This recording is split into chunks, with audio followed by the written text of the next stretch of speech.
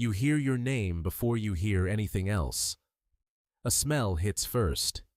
Myrrh and aloes soaked deep into the linen wrapped tight from your feet to your chin. Underneath that, something older, darker, the smell of a sealed place, of stone that has never known wind. Your lungs pull air in a single desperate motion, and the pain of that first breath is extraordinary. Not because it hurts, because you had forgotten entirely that breathing was a thing that could happen, and your chest receives it now like something returning to its rightful owner after a long and wrongful absence. You are standing. You don't know how you are standing. You have no memory of standing up. Your face is wrapped in a separate cloth, and you cannot see, but you can hear them. A crowd, larger than you would have expected, and they are not making the sounds of people who are celebrating. Some are weeping. Some are completely silent in the way people go silent when something happens that has no category in their world. When the mind presents an image the mind cannot process and simply stops, like a wheel in mud. Someone steps forward and unwraps your face. The light is violent. You close your eyes against it and then open them again, slowly, and the first thing that comes into focus is your sister, Martha. And her expression is the single most complicated thing you have ever seen on a human face. Love and terror and relief and something else underneath all of that. Something that looks almost like grief, though you won't understand why until later. You want to ask for water. You want to sit down. The linen strips hang from your wrists like shed skin. There is a man at the center of the crowd. You know him. He is watching you with an expression that is nothing like Martha's. It is utterly calm, calm in the way that the eye of a storm is calm, calm in the way that a thing is calm when it is exactly what it was always going to be. He called your name. You came. That is the whole of it, in his face. Someone guides you out of the tomb. You step across the stone threshold into open air, and the sun hits the top of your head, like a hand laid gently on a wound. That night, Martha feeds you. She presses bread into your hands and watches until you eat it. Mary will not stop touching your fingers, checking their warmth, as if she expects the heat to leave at any moment. The house fills slowly with neighbors who cycle through in careful rotation, each one needing to see you, each one looking at you in that specific way. Not with joy, exactly, but with a hunger that joy cannot explain. You are evidence of something. You can feel it. They are not visiting you. They are verifying you. What you cannot tell them, what you cannot tell anyone, is that you have nothing to report from the 4 days. You reach for those days the way your tongue finds the space where a tooth used to be, deliberately, repeatedly, expecting something and finding only the absence of the shape. There is no darkness. There is no light. There is no silence, because silence is itself a thing, a presence, and there is not even that. There is a door that has no other side that you can access, and behind it is not nothing the way sleep is nothing. It is nothing the way before your birth is nothing. Structural, architectural, a room that does not exist in the house. This terrifies you more than dying did. You were not there for the dying. The oil lamp Martha lit during the morning is still burning in the corner. Nobody has put it out yet. Nobody is certain whether the morning is over. Days pass. You try to re-enter the shape of your old life the way you would re-enter a house after a long absence, expecting everything to be where you left it. It isn't. You go to the market and buy figs from a man you have known for 20 years, and he takes your coins carefully, deliberately, as though your hands are something to be cautious around. He calls you by name and smiles, but underneath the smile, his eyes are doing something else entirely. You have seen that look every day since the tomb. You have started to recognize it. It is the look of a person standing next to a miracle they didn't ask to witness and aren't sure they wanted. Travelers start arriving in Bethany specifically to see you, not to speak with you, to see you. They stand at a respectful distance and watch you the way people watch something celestial, an eclipse, a comet, something that operates outside the normal terms. A child reaches out and touches the hem of your cloak and then draws her hand back quickly, the same motion she would use to touch a sacred object. You step back. She looks confused. You look like a man who has just been reclassified and doesn't know what he's been reclassified as. What nobody tells you, what you learn only in pieces, through careful conversations and the unguarded words of neighbors, is that your existence has become dangerous. The crowd your resurrection drew into belief has drawn exactly the wrong kind of attention. According to what reaches you in fragments, the chief priests have discussed putting you to death as well. Not for anything you've done, for what you are, for what your being alive proves.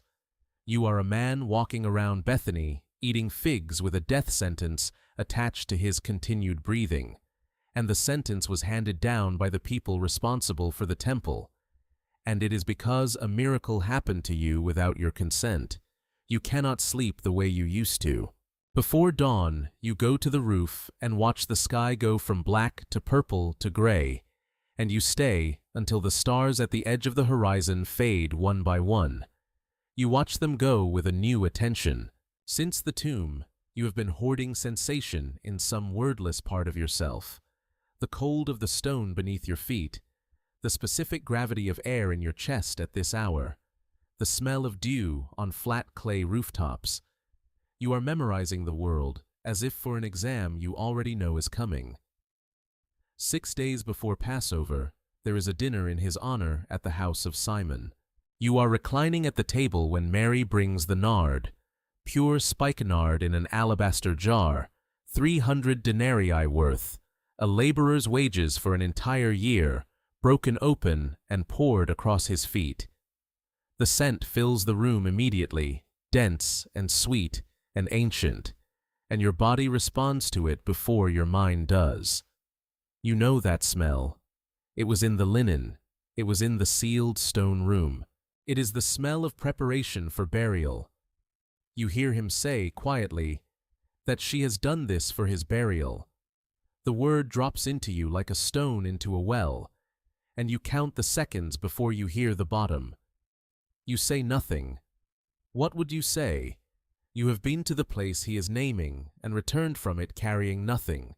No comfort, no confirmation, no map. The 4 days were sealed, and they remain sealed, and the only honest thing you could offer is the truth. You went through that door and came back empty-handed, and empty-handed is not the same as fine. Judas is calculating something across the table. You watch him without knowing what you're watching. The news comes in pieces, days later, through messengers arriving from the city, with their faces already shaped by what they're carrying. Arrest, trial, condemnation. Then the last word, delivered by a man who cannot meet your eyes when he says it. You sit with this in your house in Bethany, breathing, while the lamp burns. The arithmetic of it refuses to resolve. He gave you back 4 days in the tomb. He stood at the edge of your grave and called your name and pulled you back through an impossible door, and now he is dead. You are alive because of him, and he is dead partly because of you, because the crowd your resurrection convinced was the crowd that carried him into Jerusalem on a wave of belief, and that same wave is what forced the temple's hand. You were the miracle that lit the fuse. You are walking around eating figs, and he is in a tomb. There is no clean way to hold that. You try every shape, and none of them hold it cleanly. 3 days later, Mary Magdalene comes to your house before the sun is fully up, and her face is undone in a completely different direction than grief. The report spreads through your house in minutes.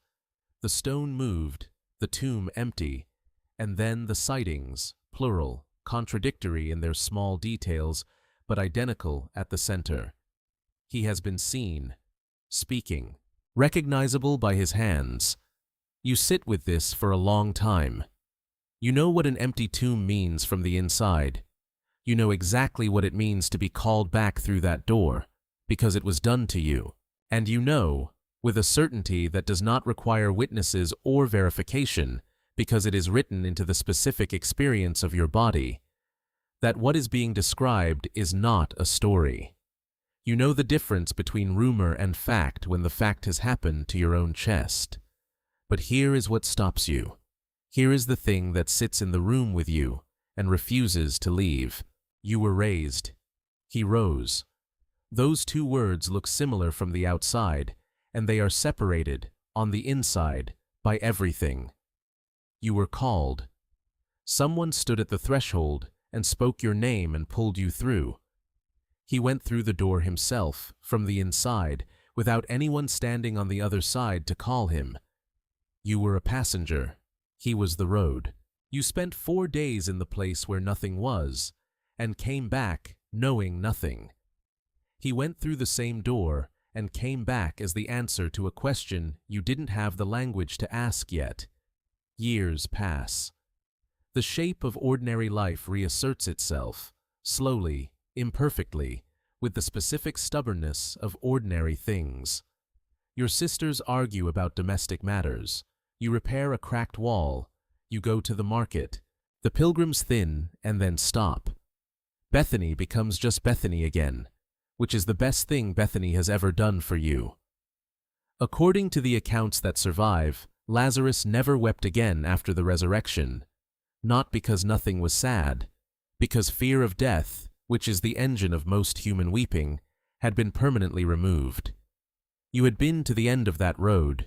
You knew the door. It had opened once with you on the inside of it, and you had come back through, and when it opens again, it opens again. And whatever is on the other side of it, you have already stood in the room where that sentence ends. You are old now. Your body is doing the honest work of old bodies. You feel the threshold the way you feel a change in weather, not as a threat, but as a familiar pressure shift. You have been here before.